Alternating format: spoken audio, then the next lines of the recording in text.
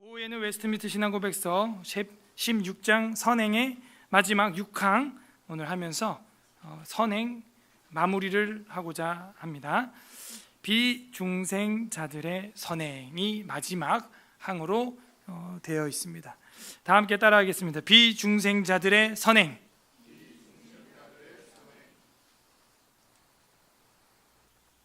정리를 하는 입장에서 우리가 질문을 아니할 수가 없습니다.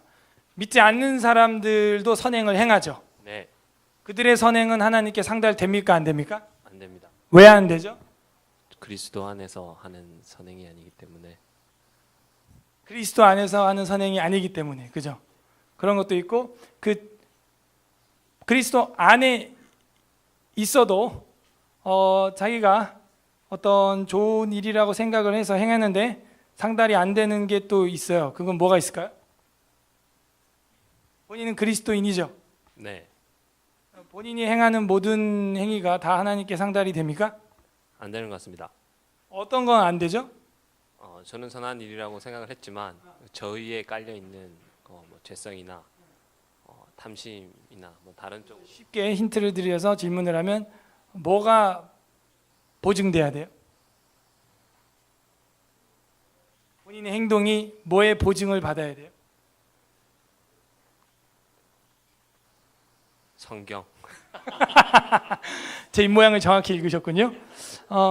그죠? 1항에서 얘기했죠. 내가 하는 선행이 뭐에 보증이 없으면 다 쉬운 말로 헛방이에요. 말씀에 보증이 되지 않는 행위는 안 된다. 그리고 첫 번째 질문은 대답을 아주 완벽하게 하셨습니다. 뭐였죠? 믿지 않는 자들의 선행은 왜 상달되지 않는가? 어디 안에 있지 않기 때문에? 그죠? 그리스도 예수 안에 있지 않기 때문에. 자, 한 번 더 질문을 해보겠습니다. 그런데 교회를 안 다니고 예수님을 안 믿는 사람이 선행이 공교롭게도 성경이랑 맞아떨어졌어요. 성경이 요구하는 바 똑같은 걸 믿지 않는 사람도 NGO 단체나 이런 걸 만들어서 했어요. 그럼 하나님이 그거를 받아주시나요? 받아주지 않습니다. 왜 안 받아주죠? 그것은 그러니까 하나님의 뜻에 따라 한 게 아니라 자기 뜻에 따라 했는데 우연히 맞은 거죠. 맞았죠. 성경대로 맞았잖아요. 성경에 보증이 됐잖아요. 근데 왜 상달이 안 되죠? 성령님께서 함께하지 않으셔서.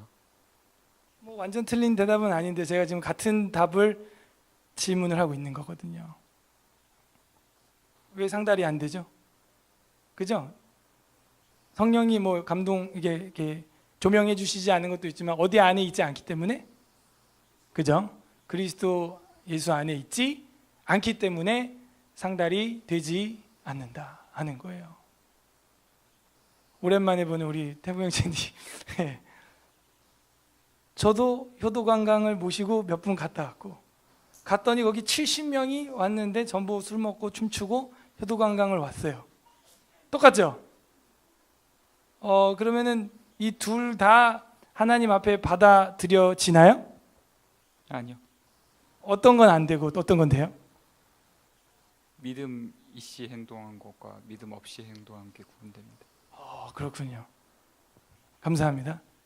그러니까 믿음을 가지고 내가 근거를 가지고 하나님 말씀에 기반해서 한 행동이냐 아니냐, 그 차이가 많이 나는 거죠. 마지막 질문. 교회를 다니고 예수님을 믿는 사람이 있는데요. 선행을 하는 데 있어서 성경이랑 맞는 선행이고 다 맞는데 그분은 그냥 교회에서 하는 프로그램이니까 동참해서 했어요. 예를 들어 노숙자들 밥을 퍼주기로 했다. 했어요. 근데 기독교인이에요. 기독교인이고 거듭났어요. 거듭났는데도 어떤 그런 성경에 근거해서 해야겠다 해가지고 한 게 아니라 교회에서 프로그램으로 하니까 그냥 소위 생각 없이 동참해서 손발이 움직여서 봉사활동을 했습니다. 기독교인이. 이런 경우는 상달될까요? 안 될까요? 잘 모르겠습니다. 왜 모르죠? 아까 대답했잖아요. 상달되지 않는 것 같습니다. 왜요? 아까와 같은 대답으로 믿음 없이 행동. 그렇죠. 그러니까 사람이 참 같은 질문도요. 막 이렇게 저렇게 하니까 잘 모르겠습니다. 이렇게 나오는 거예요. 대답은 똑같은 거예요. 그리스도 밖에 있기 때문에. 그리고 믿음 안에 믿음 있고 거듭난 사람이라도 믿음에 근거해서 원동력으로 한 게 아니라 거의 무의식 가지고 그냥 행사에 참여한 그런 액션이라면 상달되지 않는다. 그 선행은 상달되지 않는다 하는 거예요. 그래서 저희들이 뭐 하나 할 때마다도 기도하고 시작하고 생각을 가지고 말씀에 기반해서 하는 이유가 다 그런 데 있습니다. 아무리 거듭난 목사라고 해도 무의식을 가지고 근거 없이 그냥 좋은 게 좋은 거니까 해가지고 한 행동은 상달되지 않는 것이죠. 그래서 우리가 이 선행, 하늘에 쌓이는 선행인데요. 첫 번째는 하나님께서 인정하는 선행은 뭐냐? 아까 질문 다 했던 거죠. 보증, 성경의 보증이 있는 선행, 맹목적인 것은 선행이 아니다. 두 번째, 이항, 하나님의 계명에 의한 선행, 하나님 계명에 순종함으로써 한다 그랬죠. 선행을 하게 되면은 어떤 능력들이 나타난다 그랬어요? 제가 안 보이게 넘겼습니다. 선행을 하면 어떤 능력이 나타나요? 생각나는 거 있어요? 생각이 나면은 이게 말할 수 있는 거예요. 왜 선행을 행합니까? 선행을 하면 어떤 일이 일어납니까? 어떤 유익이 있습니까?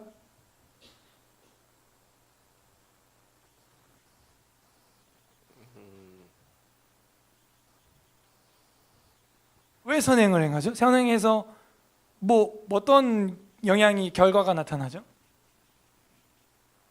대답을 네, 제가 대답하려고 했던 건 좀 다른 그냥 하나님을 사랑하는 마음으로 하나님이 선한 걸 원하시니까 그냥 1대1로서의 관계 속에서 그냥 한다. 아버지께서 기뻐하시는 일을 하고 싶으니까 그런 동기로 하게 되는 것 같습니다. 그런 동기로 하죠. 예. 선행을 하게 되면은 어떤 일들이 나타나나요, 은경자매님? 저렇게 감사함을 표하고 그들의 확신을 견고하게 되고 덕을 세우고 복음에 대한 신앙 고백 돋보이게 하고 대적들의 입을 막고 하나님께 영광을 돌리게 됩니다. 아, 그래요. 본인은 그런 경험이 있나요? 선행을 행함으로 기독교를 반대하는 자들의 입을 막아본 적이 있나요? 입을 막 제 입을 막을까요? 네, 알겠습니다. 있을 거예요. 여러분 생각해 보시면 이게 우리가 선행을 행하는 이유죠. 그죠? 참된 선행은 믿음의 열매들이 되고 일단 나 스스로에게도 확신이 되는 거예요. 아, 내가 가짜 기독교인이 아니구나. 그래서 여러분 스스로가 스스로에게 확신이 안 되면은 솔직히 믿음이 나 믿는 거 맞아? 나 이러다 죽으면 진짜 천국 가나? 이런 사람들이 적지 않아요. 내가 진짜 믿음이 있는 건가? 믿는 건가? 죽으면 진짜 천국 있나? 그러니까 그런 선행을 행함으로 희생과 선행을 행함으로써 자기의 믿음의 열매를 보게 되죠. 감사의 표현이 되고 믿음의 확신이 되고 신앙을 견고케 하고 형제들에게 자매들에게 덕을 끼치고 복음의 신앙을 돋보이게 하고 대적들의 입을 막고 내가 창조된 이유가 뭔지를 깨닫게 되는 것이죠. 아, 하나님이 나를 이렇게 만드셨구나. 사망. 선행을 부릿뜻하게 하는 분은 누구다? 성령님이시다. 성령 강림절 지난주. 그래서 우리가 선행이 없는 이유는 둘 중에 하나죠. 구원받지 않았거나 성령의 충만함이 임하지 않았기 때문에 우리가 선을 행할 일이 없는 것이죠.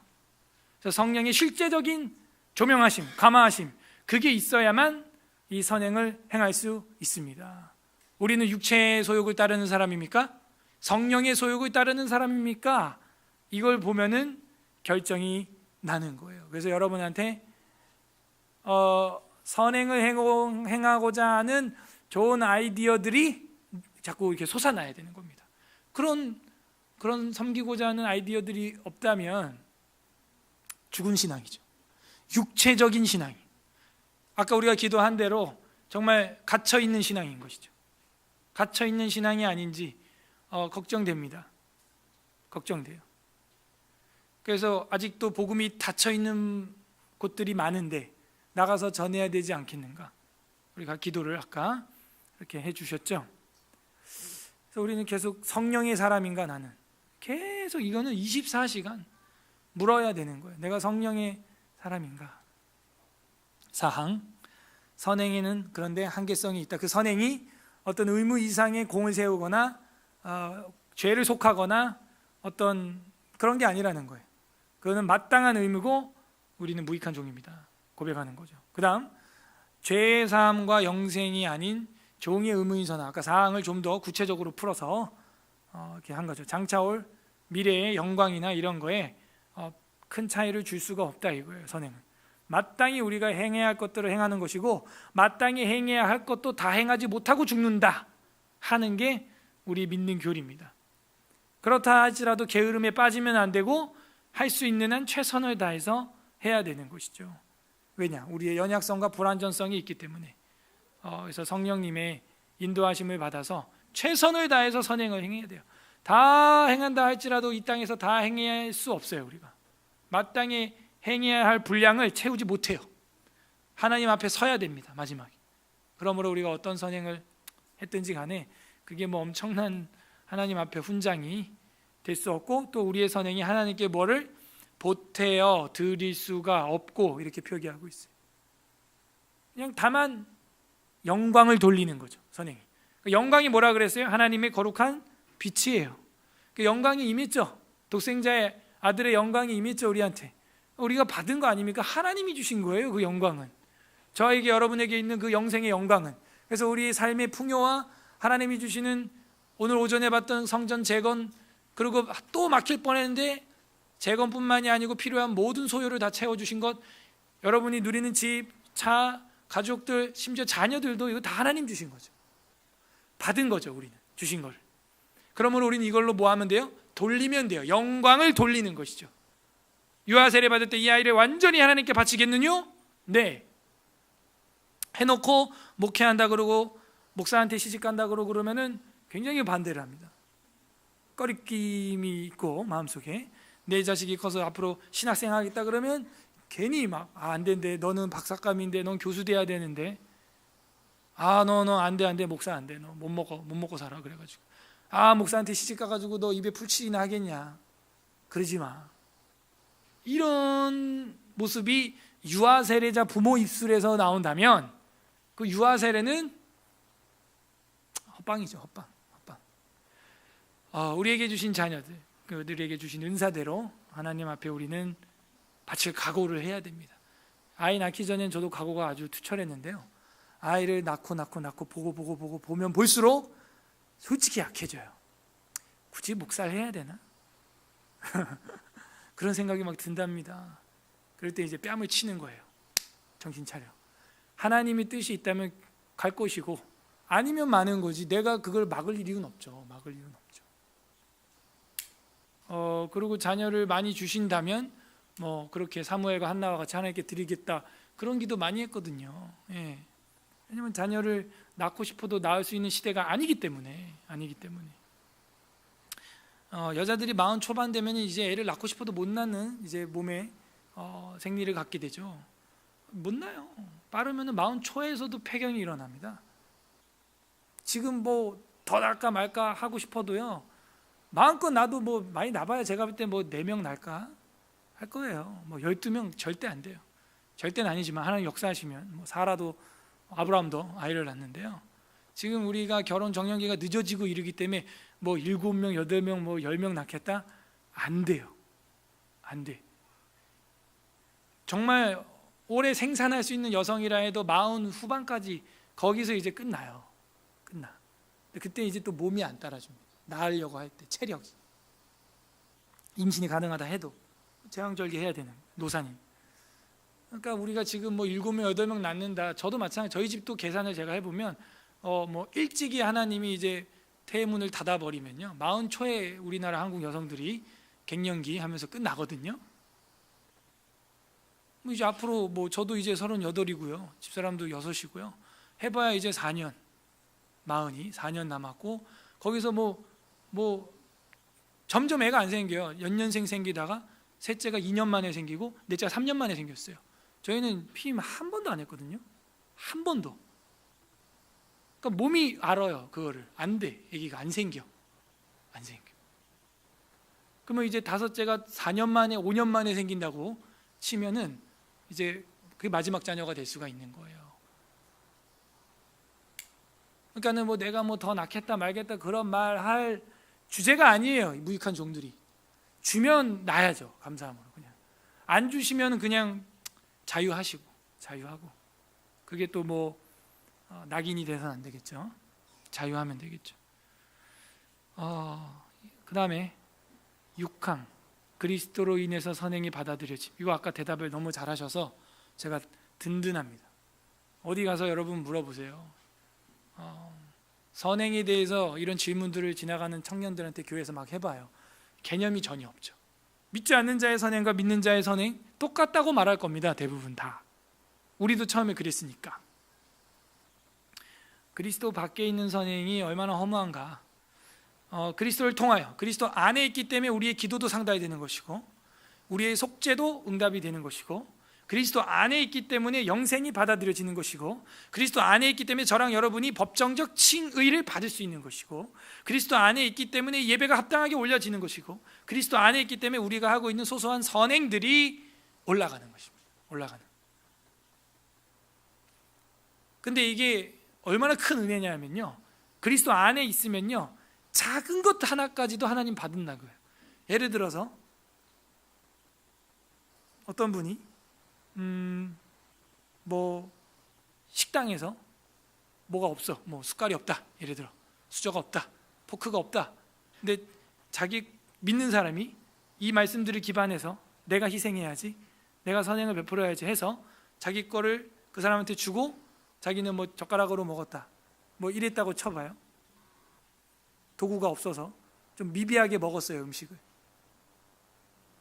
이런 소소한 것까지도 하나님이 받는다는 거예요. 그리고 그 사람이 기도를 하고 먹어요. 그럴 때 다른 테이블에 있던 사람들이 그걸 보고 영광을 돌릴 수도 있겠죠. 희생을 하는구나, 양보를 하는구나, 좋은 자리 양보를 하는구나, 좋은 것들을 양보하는, 뭐 이런 소소한 것들, 사소한 것들도 받는다. 운전을 하는 것. 오늘도 이제 운전해서 집에 가실 건데 어떻게 기도하라고요? 아멘. 예, 적용이 돼야죠. 하나님, 안전운전하게 하시되 제가 먼저 사랑으로 운전하게 하옵소서. 그러면 거의 90%는 안전 먹고 들어가는 거예요. 그거는. 그죠? 그래서 누가 끼어들고 깜빡이도 안 켜고 막 밀고 들어와요. 그래서 제가 오늘 기도하고 운전대 잡은 대로 브레이크를 콱 밟아주고 양보를 했어요. 상달이 되는 거예요. 하나님 앞에 상달이 되는 거예요. 이런 것들이. 이게 조절이 안 돼서 큰 사고로까지 번지는 일이 얼마나 많습니까? 보복운전, 그 블랙박스 TV 나오는 것들 보면 경찰들 잡는 거 보면 얼마나 많습니까? 우리 달라야 돼. 알고 봤더니 그 차 뒤에 보니까 에스라 TV 뭐 이렇게 붙어 있고, 주께 영광 뭐 한다든지 익투스 뭐 붙어 있다든지.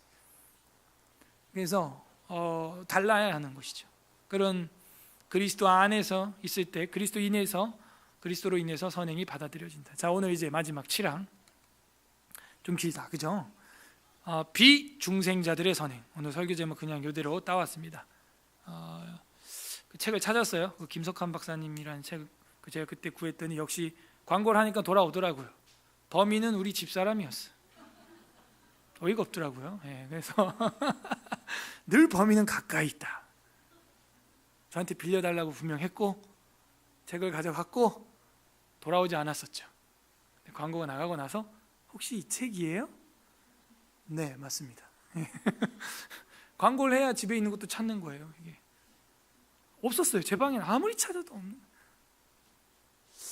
그래서 그 김석환 박사님은 요 7항에 대해서 비중생자들의 선행 이렇게 소제목을 달았어요. 이 앞에 것들은 이제 제가 다른 거고, 뭐 이분 걸 제가 쓰기도 하고 제가 창작해서 달기도 하고 다양하게 사용을 합니다. 이분 거는 소제목을 다 달아놨어요.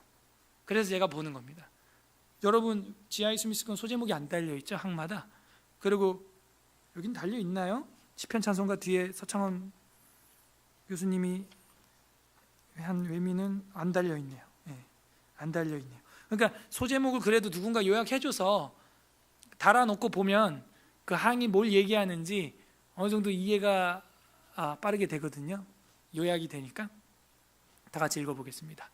7항 비중생자들의 선행. 시작. 중생하지 못한 사람들에 의해서 행해지는 행위들은 가령 그 자체로서는 하나님께서 명하신 것들이요 그들 자신에게뿐만 아니라 다른 사람들에게도 선하고 유익한 것들일지라도 그것들이 믿음에 의하여 청결케 된 마음에서 나온 것이 아니고 말씀을 쫓아서 올바르게 행해진 것도 아니며 하나님의 영광을 목적으로 삼지도 않았기 때문에 그것들은 죄악되며 하나님을 기쁘시게 하거나 사람을 하여금 하나님께서 은혜를 받기에 합당하게 할 수도 없다. 그렇지만 그 같은 행위들을 그들이 게으르게 하게 되면 그것은 더욱 죄악되며 하나님을 더욱 불쾌하게 하는 것이 된다.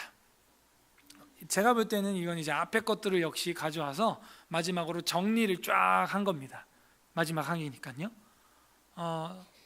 중생하지 못한 사람들에 의해서 행해지는 행위. 자, 오늘은 여기서도 보고 성경책도 좀 찾아보도록 하겠습니다. 중생하지 못한 사람들에 의해서 행해지는 행위들은 가령 그 자체로서는 하나님께서 명하신 것이랑 똑같다고 할지라도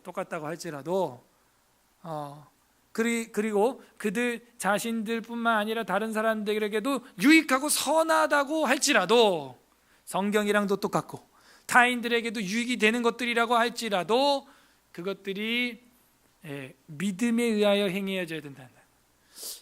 중생하지 못한 사람들의 행위는 하나님께서 명령하시고 선하고 이웃에게 유익하다 할지라도 결정적인 근거가 있어야 한다 이거예요. 자, 빌립보서 1장 15절 다 같이 읽어보겠습니다. 시작. 어떤 이들은 투기와 분쟁으로, 어떤 이들은 착한 뜻으로 그리스도를 전파하니. 이런 사람이 있다니까요. 투기와 분쟁으로 예수를 전한대요. 왜? 더 커지려고. 우리 교회 더 커지려고 막 우리 저 옆집 교회 봐. 지금 세가족 초대를 1년에 2번이나 했어. 우린 4번 하고. 봐봐요. 방금 말한 게 근거예요. 성경이 근거가 아닌 거예요. 저 옆집 교회가 1년에 2번 하기 때문에 내가 3번 한다는 거예요. 내가 4번 하겠다는 거예요. 우리 교회가. 그런 담임의 목회가 선행이 상달이 될까요? 안 돼요.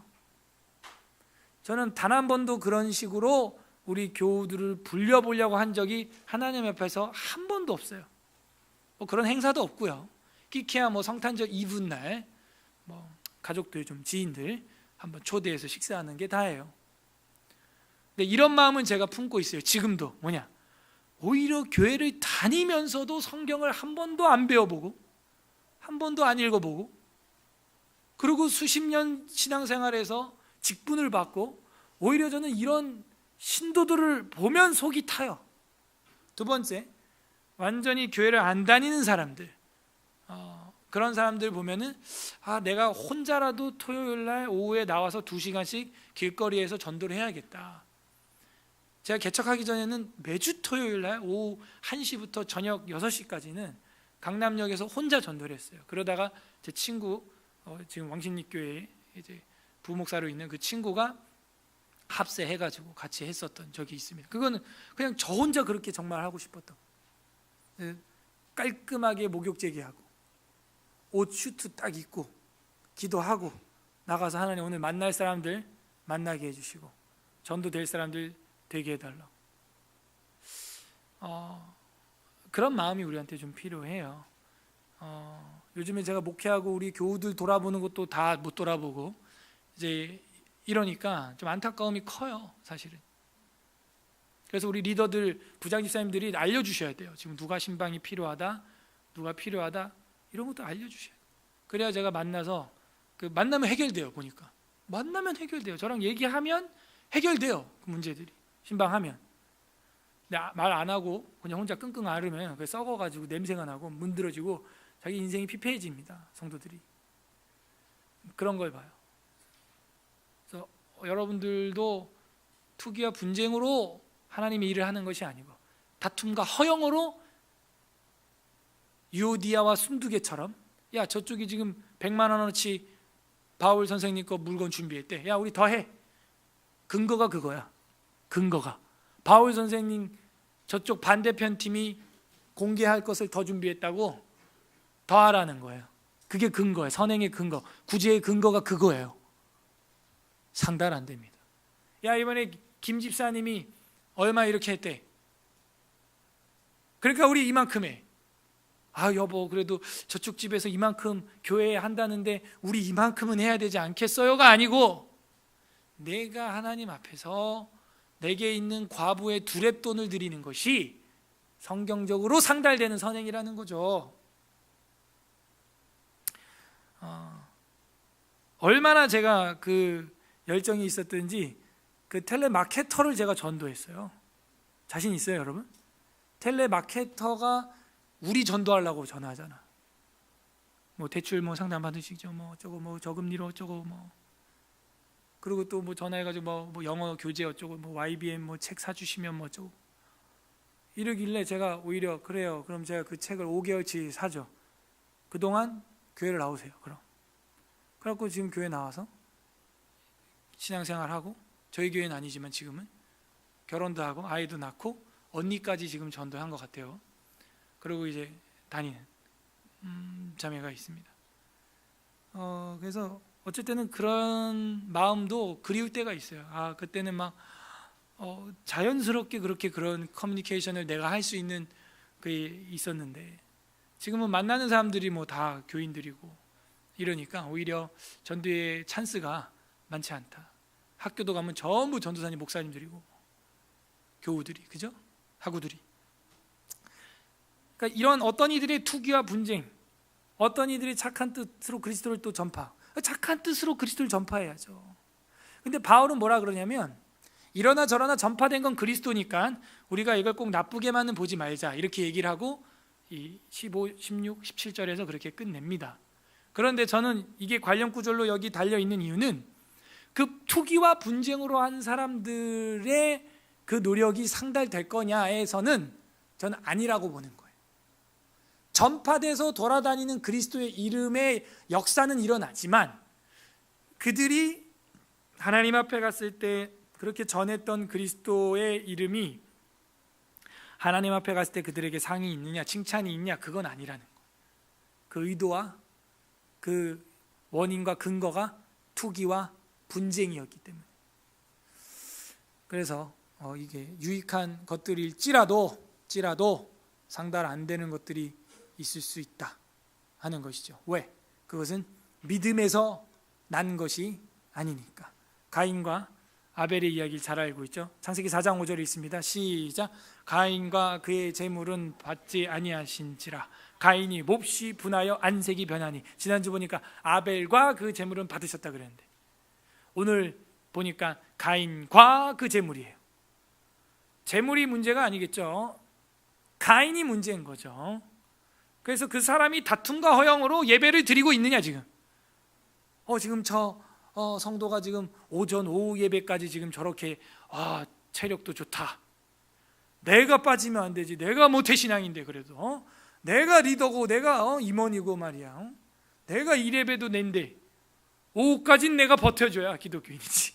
이러고 여기 앉아 있어요 지금? 그 예배는, 그분 예배는, 그분과 그의 헌금은 받아들여지지 않습니다. 안타깝지만. 왜 여기 있어야 돼요? 그 크신 하나님의 사랑, 말로 다 표현 못하니. 내가 드릴 것은 몸밖에 드릴 것 없어. 지금 이 몸 바칩니다. 여기 이렇게 엎드립니다. 예배합니다. 예의를 갖춰 절합니다. 그리고 주의 도를 하나라도 배워서 또 영혼의 양약으로 삼겠습니다. 그래서 여기 앉아 있는 거예요, 저희가. 그러면 그분과 그의 예배는 받아들여지는 것입니다.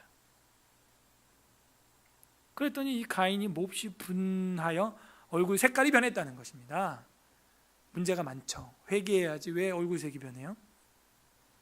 히브리서 11장 4절, 아까 우리 본문이네요. 다 같이 읽어보겠습니다. 시작. 믿음으로 아벨은 가인보다 더 나은 제사를 하나님께 드림으로 의로운 자라 하시는 증거를 얻었으니 하나님이 그 예물에 대하여 증언하심이라.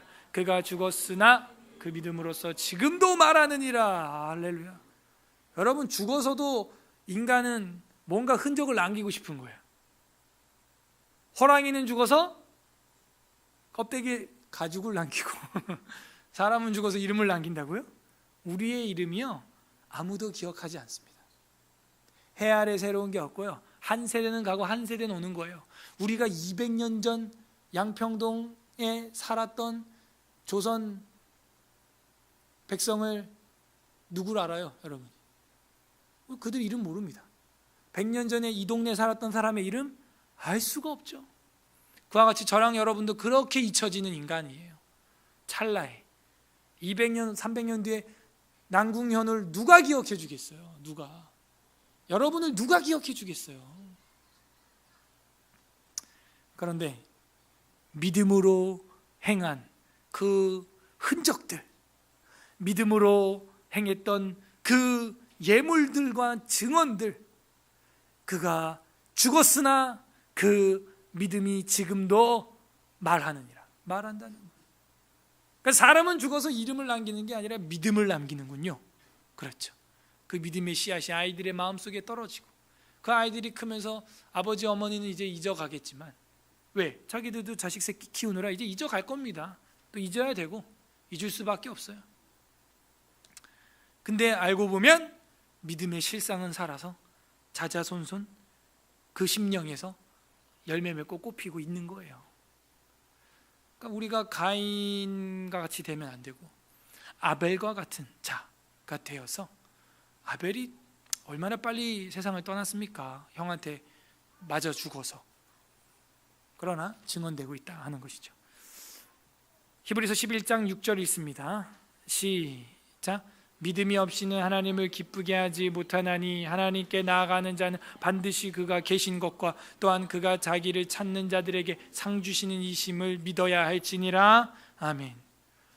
믿음이 없이는 아무것도 못한다는 거예요. 선행 중요하죠. 오늘 마지막 강의에서 정리 관련 구절을 잘 해주고 있어요. 믿음이 없이는 하나님을 기쁘게 할 수 없다. 하나님께 나아가는 자들은 반드시 그 계신 것과 자기를 찾는 자들에게는 상 주시는 이심을 믿어야 할지니라. 그걸 믿고 행하는 거예요. 예, 믿고 봉사하는 거예요. 감사한 거지. 또 시설팀이 와가지고 창고를 싹 정리해 주셨어요. 지금 점검해봐요. 난 어제 왜 와서 창고를 정리했는가? 팀장이 오라고 족치니까? 그러면 그거 상달이 안 돼요. 내가 시설팀이니까 이거라도 해야지. 그 상달이 안 된다니까요. 내가 하나님이 한 분인 걸 믿고 그분이 자신을 찾는 자들에게 상 주시는 이심을 믿고, 그래서 이 모든 행위가 하나님께서 보시고 상달됨을 믿어서 와서 그 힘든 시간, 황금 같은 토요일에 교회에서 창고 정리를 깔끔하게 끝냈다. 하나님이 흠양하시는 예배가 되는 것이죠. 아멘? 예. 시설팀들 가슴이 여기서 아멘이 나와야지 뜨끔이 나오면 안 됩니다. 예. 어제 헛방한 거야. 그러면 다시 할까요? 이번 주 토요일에 정리 한 번 더. 저쪽 창고 남아 있는데 한번 여자 샤워장 옆에 그거 한번 뒤집을까요?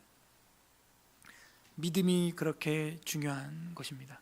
믿음이 없이 한 그 중생하지 못한 자들의 선행과 유익은 하나님께 상달이 안 돼요. 믿음에 의해 청결된 마음에서 나온 것이 아니고 말씀을 쫓아서 된 것도 아니라는 거예요. 여기 좀 찾아볼까요? 이사야 1장 12절. 우리 이사야 대하설교 다 끝났는데요. 이사야 1장 12절 성경도 좀 찾아봐야겠어요. 이사야 1장 12절 구약 968 페이지 이사야 1장 12절 합독합니다. 시작. 너희가 내 앞에 보이러 오니 이것을 누가 너희에게 요구하였느냐? 내 마당만 밟을 뿐이니라. 누가 그거 하라 그랬어? 지금 이사야 시대는 그런 거 할 때가 아니거든요. 제단 숯불로 입술을 지져야지. 누가 와서 예배하고 예물 드리고 마당만 밟을 뿐인데 그걸 누가 요구했느냐라고 하는 거예요. 언제 하나님이 지금 그런 거 요구했느냐 하는 거죠. 우리도 교회 안에서 할 것을 해야 돼요. 지금 여기는 주님의 성소에 나와서 하는 행동을 지적한 거거든요. 마땅만 밟았다는. 우리 에스라 교회의 사명이 뭐예요? 사명이 읽고 가르치고 전파하고 치료하고. 아까도 우리 집사님하고 얘기를 했는데 그렇게 피부가 안 좋고 이런 분들이 있고 또 이런 갑갑한 공기 살기 싫은 분들 이제 시골 가고 싶은 분들이 있거든요, 우리 교회에. 그래서 제가 때를 기다리면 됩니다. 일이 일어나면 순식간에 일어납니다. 그런 건 저도 마음에 늘 품고 있거든요. RTPH, Reading, Teaching, Preaching, Healing. 여기서 힐링이 영적인 것 말고는 거의 안 돼요. 이제 음식 가리는 거 말고는 거의 안 돼요. 공기를 바꿔야 되고 지금 아토피 때문에 지금 다들 난리. 그래서 다른 교회가 기도원 세우는 것처럼 우리는 기도원이 아니고 저기 어디에다가 성서원 하나를 그냥 뭐 조그맣게 하면 돼요. 땅 좀 넓게 사고. 그래갖고 거기 이주할 사람들, 성도들 몸 안 좋은 분들, 은퇴하시는 분들 산 좋고 물 좋은 곳으로 뭐 이렇게 보내는 거죠. 뭐 산청을 가든 강원도를 가든 뭐 나중에 우리 교회에 하나님이 뜻이 있으면 한 군데를 정해서 기도원을 만들 게 아니라 그런 걸 해서 힐링 타운을 해가지고 수련회도 하고 뭐 그런 소소한 꿈은 있습니다. 제가 말하는 건 막 대형 교회에서 하는 의리의리야 무슨 뭐 수양원 막 이런 거 아니에요. 그냥 방 하나만 있으면 되고 그 중심으로 땅만 좀 넓으면 성도들이 들어와가지고 자기들이 집 짓고 살려면 살고 그런 꿈은 우리 개척 때부터 가지고 있었거든요. 그렇게 하나님이 원하시는 것을 근거를 두고 행해야 한다. 안 그러면은 마당만 밟는 거죠. 누가 요구한 것이냐 그것을. 그래서 말씀에 근거한 것이 아니면 아무 의미가 없다. 그래서 말씀을 쫓아서 올바르게 행해진 것도 아닙니다. 비중생자들의 선행은요. 그리고 하나님의 영광을 목적으로 한 것도 아니에요. 마태복음 6장 2절 보겠습니다. 찾아보세요. 이 뒤부터 이제 찾기로 찾아볼 겁니다. 찾기로 볼 거예요. 6장 2절 8페이지 마태복음 6장 2절 몇 절 좀 찾아보겠는데요. 6장 2절 5절 16절 보겠습니다. 자, 6장 2절 우리 형제들이 읽어주시죠. 시작. 그러므로 구제할 때 외식하는 자가 사람에게서 영광을 받으려고 회당과 거리에서 하는 것 같이 너희 앞에 나팔을 불지 말라. 진실로 너희에게 이르노니 그들은 자기 상을 이미 받았느니라. 5절 자매들이 읽어주세요. 시작. 또 너희는 기도할 때 외식하는 자와 같이 하지 말라.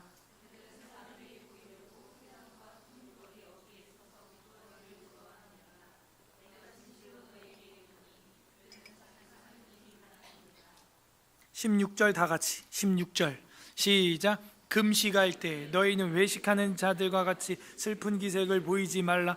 그들은 금식하는 것을 사람에게 보이려고 얼굴을 흉하게 하느니라. 내가 진실로 너희에게 이르노니 그들은 자기 상을 이미 받았느니라. 얘기의 시작은 뭐냐면 2절이거든요. 그러므로 구제할 때 선행이죠. 외식하는 자가 사람에게서 뭘 받으려고? 영광을 받으려고. 그 하나님의 영광을 가로채는 것이죠. 그들은 하나님의 영광을 목적으로 삼지 않아요. 왜냐? 비중생자들이 어떻게 하나님을 믿겠어요? 비중생자들이 어떻게 하나님의 영광을 상상이나 하겠습니까? 아니, 하나님 자체를 안 믿는데 하나님의 영광을 상상이나 하겠냐고요? 그러면 그 선행을 행하고 나서 그 선행의 공적을 누구에게 돌릴까요? 우리는 하나님께 반사체로 영광을 돌립니다. 하나님은 발광체, 우리는 반사체. 온 빛, 나에게 주신 모든 풍요, 자녀, 물질, 모든 은사 다 반사해서 하나님께 우리는 돌릴 곳이 있어요. 근데 비중생자들은 그 선행을 행하면서 그걸 어디로 돌릴까요? 어디로 돌릴까요? 누구에게 돌릴까요? 갈 데가 없어요. 자기에게 돌릴 뿐이에요. 나는 이렇게 봉사했고 나는 이런 사람이다. 하나님의 영광을 위해서 하지 않아요. 그래서 제가 처음엔 이해가 안 됐어요. 비중생자들이 행하는 선행을 하나님이 받지 않는 것까지는 오케이인데 그걸 굳이 뭐라고 여기서 명시하고 있어요? 죄악이라고 얘기를 해야 되나? 굳이 그 선행을, 비중생자들의 선행을 죄악이라고까지 이렇게 해야 되나? 솔직히 이걸 공부하면서 이거 좀 말이 좀 심할 수 있겠다. 교회 안 다니는 사람들한테 심할 수 있겠다라는 생각이 들었고, 그 교회 안 다니는 사람들이 이런 거 알면은 뭐라 그럴까요? 야, 네 잘났다 그래. 그러겠죠. 그렇다고 우리가 믿지 않는 사람들한테 가서 너네들 선행은 헛방이다 이렇게 할 필요는 없어요. 그들이 거듭나면요 이거 다 이해할 겁니다. 왜 그리스도 교회에서 이렇게 얘기를 하는지는. 이유는 뭐예요? 하나님께 영광을 돌리지 않는 선행은 모두 다 인간 누구에게, 나에게, 타인에게 돌리기 때문에 죄악이 된다는 거예요. 죄악이. 그래서 선행 행한 것을 자랑질하는 것 자체가 기독교적이진 않죠, 사실은. 오른손이 한 거 왼손이 모르게 하는 것이 사실 가장 아름다운 것이고, 그게 하나님께 영광을 돌리는 자의 자세가 됩니다. 그래서 비중생자들이 하는 선행은 하나님의 영광이 목적도 아니었다 하는 거죠. 그 목적 삼지 않았기 때문에 그들은 죄악되며, 이제 이해가 되죠? 그 모든 행위가 누구의 치적으로, 누구의 공로로 돌려지는가는, 그 불신자들 중에서 강팍한 사람들, 옛날에 안 믿었던 저희 아버지, 내 주먹을 믿어라, 이런 말 하시거든요. 전부 자기한테, 자기가 이뤘고, 자기가 가정을 이루었고, 자기가 집을 장만했고, 자기가 사업을 다 자기가 했다는 거죠. 죄악된 거예요. 하나님을 기쁘시게 하거나 사람으로 하여금 하나님에게서 은혜를 받기에 합당하게 할 수도 없다. 당연하죠. 비중생자들이 뭐 하나님을 믿습니까? 그걸로 어떻게 그 선행으로 구제로 하나님을 기쁘시게 할 수 있겠어요? 하나님을 기쁘시게 할 수 없어요. 그리고 하나님으로부터 은혜를 받을 수도 없죠. 그가 아무리 NGO 단체에서 50년 동안 일을 했다고 해도 비중생자예요. 그의 선행이 은혜를 받기 부족해요. 누가 은혜를 받는가? 사도행전 보겠습니다. 8장.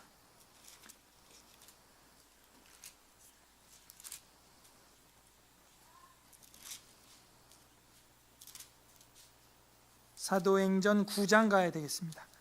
아니네요. 10장 갑니다. 사도행전 10장 1절. 사도행전 10장 1절에서 4절까지는 봐야 되겠는데요. 우리 한 목소리로 204페이지 사도행전 10장 1에서 4절까지 읽어보겠습니다. 합독합니다. 시작. 가이사랴에 고넬료라 하는 사람이 있으니 이탈리아 부대라 하는 군대의 백부장이라.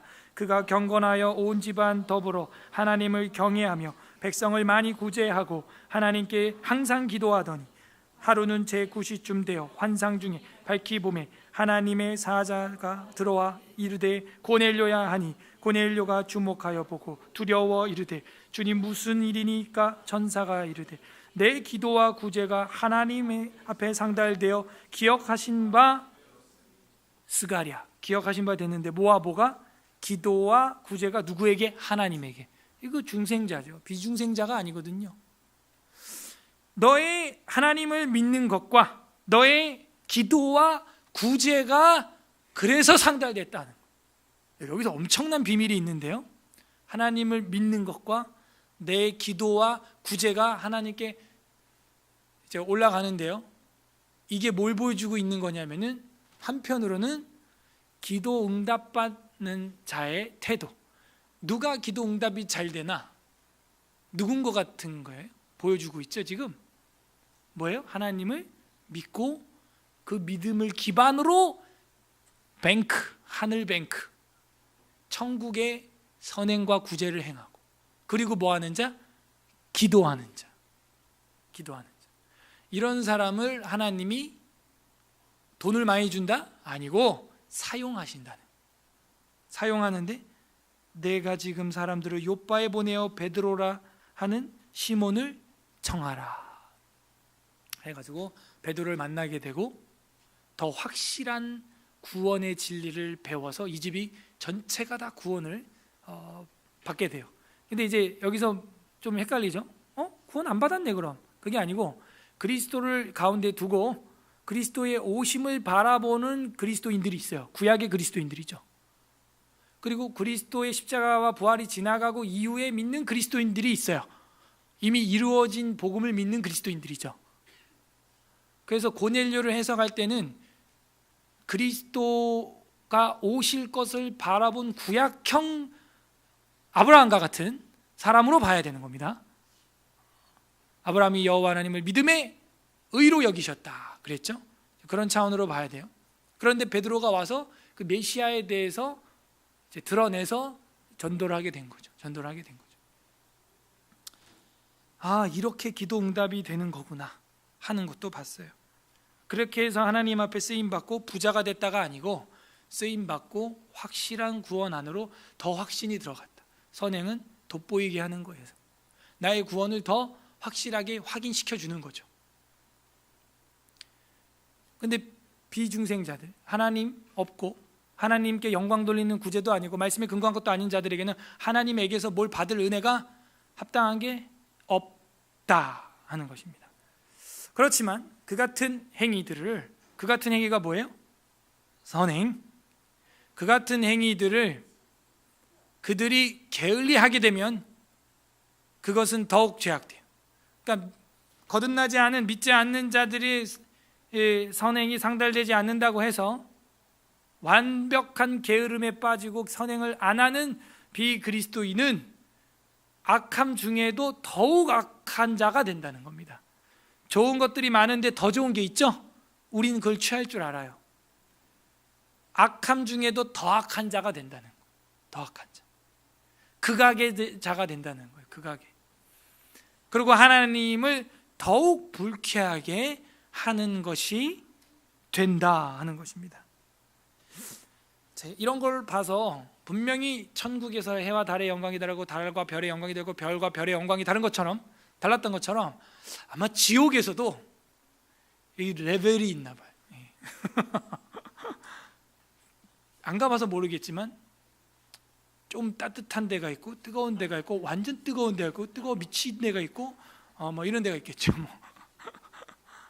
그래서 하나님이 보실 때 그렇게 판단을 불신자를 볼 때도 판단을 하신다는 거예요. 공의롭게 질량만큼 판단을 하신다 하는 것입니다.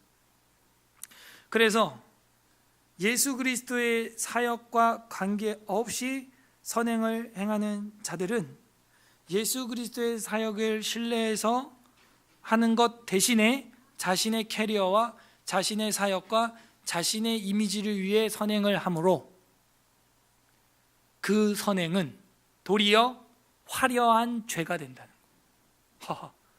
반전이죠. 완전 뒤통수 한 대 빵 맞는 느낌이죠. 그렇구나. 그럼 저랑 여러분이 기독교인으로 비중생이 아니라 중생한 기독교인인데도 선을 행할 때 나에게 영광을 돌리는 경우가 있지는 않은가 돌아봐야 돼. 나에게 영광을 돌리게 된다면 그거는 거의 비중생자들의 선행과 맞먹는 거예요. 그리고 하나님 앞에 교만 떠는 것이죠. 선줄로 생각하는 거죠. 그런 자들은요 나오미가 같은 인생을 살 확률이 있어요. 이제 좀 정리가 되어져 가는데요. 호세야 1장 4절 한번 보겠습니다. 호세야 1장 4절 구약 성경이네요. 호세야 1장 호세아보다는 제가 볼 때는 이 관련 구절들이 호세아보다는 신약을 보겠습니다. 죄송해요. 로마서 9장 16절 보겠습니다. 로마서 9장 16절이 더 지금 이 항에 시의적절합니다. 로마서 9장 16절.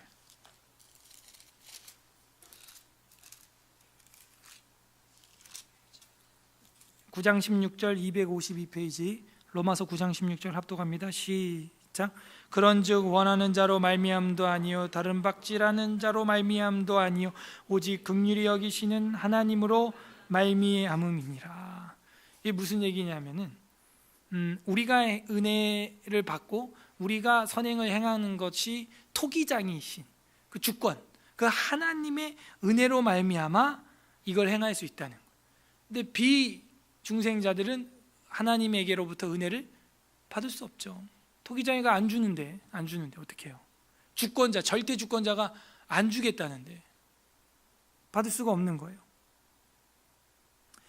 긍휼히 여기시는 그 주권자의 손에 달려 있다는 겁니다. 디도서 3장 5절 보겠습니다. 뒤로 가서 디도서, 딧이라고 돼 있죠. 디모데 전후서 다음에 디도서.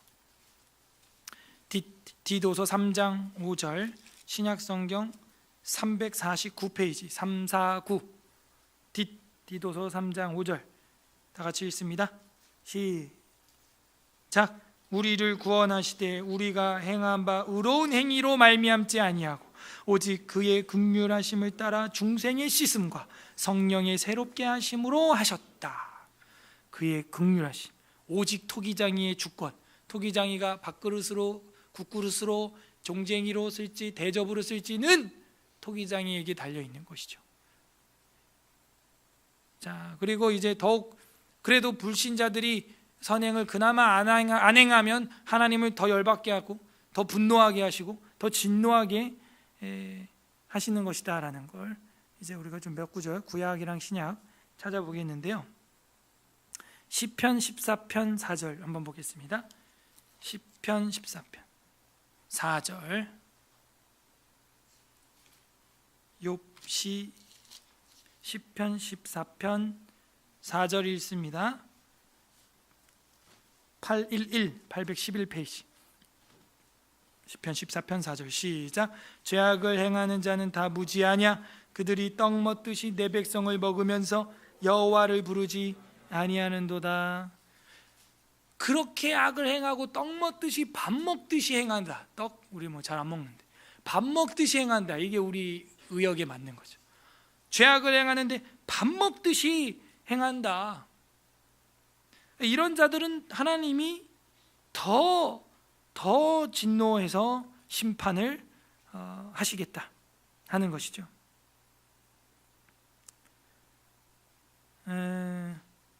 하나님을 더 격발하게 하는 자들은 하나님을 대적하고 하나님 앞에 교만 떠는 자들이죠.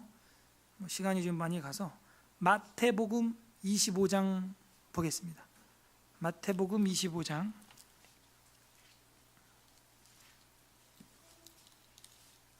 41절 마태복음 25장 41절 사실 41, 42, 43, 45까지도 봐야 될 것 같은데요. 41절 한번 41절만 다 같이 읽어보겠습니다. 시작. 또 왼편에 있는 자들에게 이르시되 저주를 받은 자들아 나를 떠나 마귀와 그 서산 위하여 예비된 영원한 불에 들어가라. 근데 이 사람들이 누구냐면요. 봐봐요. 능력이 없는 자들이 아니었어요. 능력이 있는 자들이고 하나님을 믿고 따르던 자들이라는 걸 알 수가 있어요. 그런데 하나님 뭐라 그래요? 42절과 43절에 내가 줄일 때 목마를 때 나그네 되었을 때 43절 헐벗었을 때 옥에 갇혔을 때 돌아보지 않았다. 돌아보지 않았어. 공양하지 않았다. 44절에도 보면 그렇게 나오죠. 예. 그리고 45절에 다 같이 읽어봅니다. 45절 시작. 이에 임금이 대답하여 이르시되 내가 진실로 너희에게 이르노니 이 지극히 작은 자 하나에게 하지 아니한 것이 곧 내게 하지 아니한 것이니라 하시니라. 그들은 영벌에 그들은 영생에 들어가리라. 그래서 줄일 때 목마를 때 나그네 되었을 때 헐벗었을 때 옥에 갇혔을 때 병들었을 때 찾아오지 아니했는데 나한테 찾아오지 아니한 게 뭐냐? 연약한 지극히 작은 자에게 하지 않은 것이 나에게 하지 않은 것이다 라고 지금 예수님이 이야기. 우리 교우들 중에서도 병약한 자들이 지금 많은데 돌아보고 여러분 연락을 하고 있는지 모르겠어요. 그리고 더욱이 믿지 않는 자가 그런 것조차도 안 한다면 하나님은 또 더 불쾌히 생각을 하신다는 것이죠. 그러니까 임금이 나를 떠나서 너는 마귀와 함께 예비된 영원한 지옥불에 들어가라. 지옥불에 들어가라. 지금까지는 임금과 함께 있는데 왼편에 있는 자들에게 선고된 것이 이거예요. 반대로 오른편에 있는 자들에게는 영원히 예비된 낙원에 들어가라 이렇게 되어 있어요. 저희들이 교회를 나오고 있지만 왼편에 있냐 오른편에 있냐, 물론 뭐 그 좌석을 이야기하는 건 아니지만 주님이 원하시는 쪽에 서 있느냐 아닌 곳에 서 있느냐. 그래서 이 선행 마지막 구절로서 좀 두려운 말씀인데요, 이걸 우리가 마음에 가지고 우리가 이제 뭐 구원받은 것은 그리스도의 은혜로 말미암아 거저받은 거니까 정말 마지막 때 내가 주님 앞에 섰을 때 너 왼쪽 너 오른쪽 어디라고 말하실까? 정말 지극히 작은 자 하나에게 줄일 때, 목마를 때, 나그네 되었을 때, 헐벗었을 때, 병들었을 때, 옥에 갇혔을 때 내가 돌봤는가, 찾아가 봤는가, 문안 전화라도 문자라도 내가 우리 조원에게 보내봤던가, 우리 교우들에게, 아이들에게, 그 아이를 키우는 부모들에게 위로의 말이라도 한 줄에 문자라도 보내봤는가, 좀 심각하게 생각을 해봐야 될 것 같습니다. 어떤 것 같아요? 예. 그렇게 해서 오늘은 끝났습니다. 그래서 비중생자들의 선행은 믿음, 말씀, 영광과 아무런 관계가 없기 때문에 도리어 자기에게 돌리는 영광이므로 죄악된다 하는 이런 신학을 알아야 되고, 그러므로 그 비중생자들에게는 어떤 은혜가 내려가질 않는다 하는 것이죠. 자, 이렇게 해서 선행 마무리를 했고요. 다음에는 우리가 성도의 견인, 아주 중요한 성도의 견인. 이 견인은 견인차의 견인의 개념이 아니고 영원히 구원받을 자를 찍어놨다 하는 것입니다. 오늘 말씀을 생각하면서 우리 한번 기도하는 시간을 가져보도록 하겠습니다. 시간 기도할 때 하나님, 우리가 선행을 행함에 있어서 말씀의 근거에서 믿음으로 하나의 행동 또 하나의 행동 해 나갔어야 되는데, 그냥 회사 일 하듯이 교회 일 뭐 청소하고 미아팀 시키니까 뭐 순서 돼서 밥하고 그렇게 했습니다. 심지어 뭐 어떤 거는 우리가 맡겨진 일도 하지 않고 있습니다. 회개해야 될 일인 것이죠. 용서하여 주시옵소서.